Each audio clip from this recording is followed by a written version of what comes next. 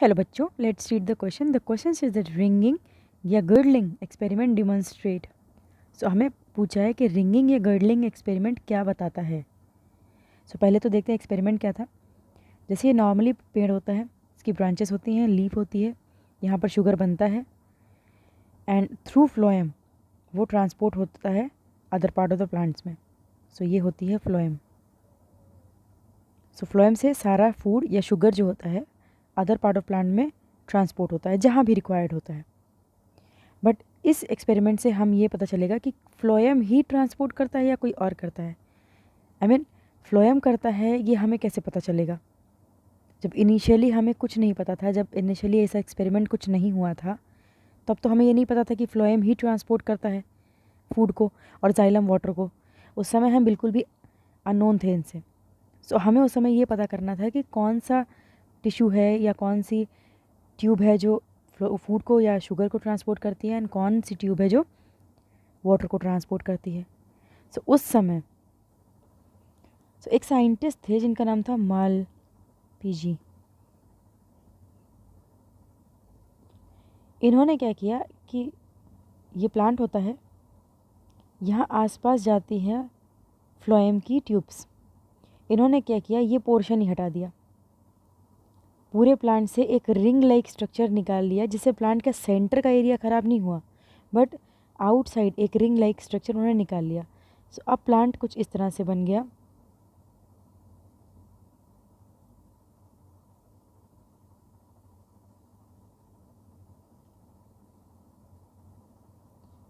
जिससे सेंटर का एरिया तो एज इट इज़ रहा, लेकिन जो ये फ्लोएम जा रहा था यहाँ से, उसके रास्ते में ब्रेक आ गया।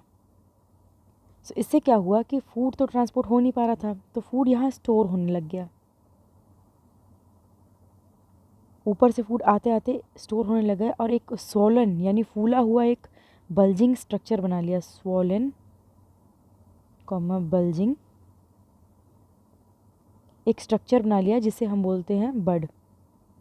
बड का फॉर्मेशन हो गया ऊपर, काफ़ी मोटी बड का फॉर्मेशन हुआ था क्योंकि शुगर सारा उसी में स्टोर हो रहा था।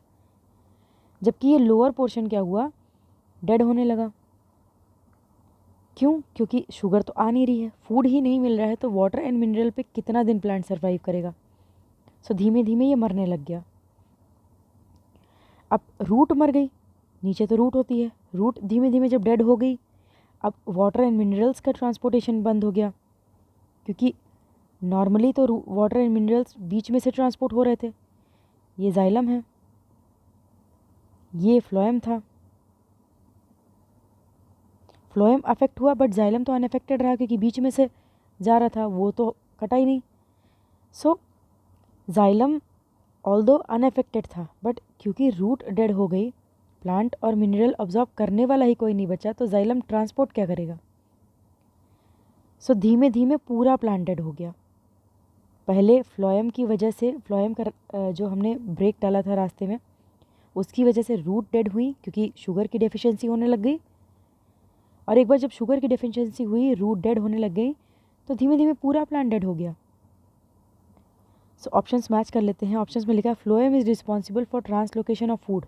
जैसा कि हमने देख लिया इस एक्सपेरिमेंट से कि yes, phloem is responsible for the translocation of food. ये ऑप्शन हमारा सही हो गया। आगे भी देख लेते हैं, ऑल्दो हमें सही आंसर हमारा मिल चुका है, हो सकता है शायद एक और या दो और आंसर हो जो सही हो।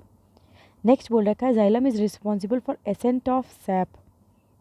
एसेंट ऑफ सैप का मतलब होता है कि वाटर का ऊपर मूव करना। हमने पता चल गया कि वाटर ऊपर मूव कर रहा है। सैप एक तरह का लिक्विड होता है, एक तरह का लिक्विड जो प्लांट के अंदर पाया जाता है। प्लांट के मूवमेंट, प्लांट में वाटर के मूवमेंट के लिए जाइलम रिस्पॉन्सिबल है। ये बात भी हमें इससे पता चल गई क्योंकि फ्लोएम के हटने से प्लांट डेड हो गया, लेकिन इनिशियली जाइलम तो एक्टिव रहा। पहले रूट डेड हुई होंगी, तब जाके जाइलम में वाटर की कमी आई होगी। तो हमें इससे ये भी पता चल गया कि जाइलम एसेंट ऑफ सैप के लिए रिस्पॉन्सिबल है। हमारा आंसर ये भी सही हो गया। थर्ड बोल रहा है ट्रांसपिरेशनल पुल। ट्रांसपिरेशनल पुल का मतलब होता है जब भी जो लीफ होती है, लेट से कोई लीफ है, ये इसी प्लांट से लेट से जुड़ी हुई है, इसके लोअर सरफेस पे प्रेजेंट होंगे स्टोमेटास। स्टोमेटा होते हैं पोर लाइक स्ट्रक्चर्स, पोर्स होते हैं एक तरह के जो ट्रांसपिरेशन कराते हैं। ट्रांसपिरेशन।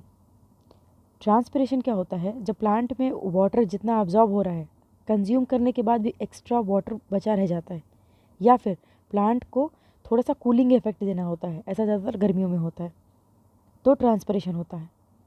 इससे क्या होता है कि यहाँ गैशियस फॉर्म में वाटर आके हवा में आ जाता है, प्लांट बॉडी से बाहर निकल जाता है।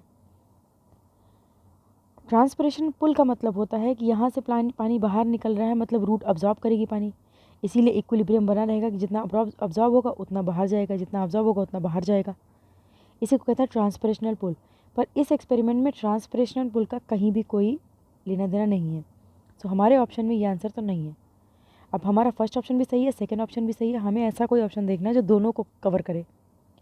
सो ऑप्शन डी में बोल रहा है बोथ ए एंड बी, यानी ए भी है एंड बी भी है। सो इस क्वेश्चन का सही आंसर हमारा ऑप्शन डी हो गया, that is A and B, यानी ए भी हमारा सही आंसर है एंड बी भी सही आंसर है। So hope you understood the problem. Thank you.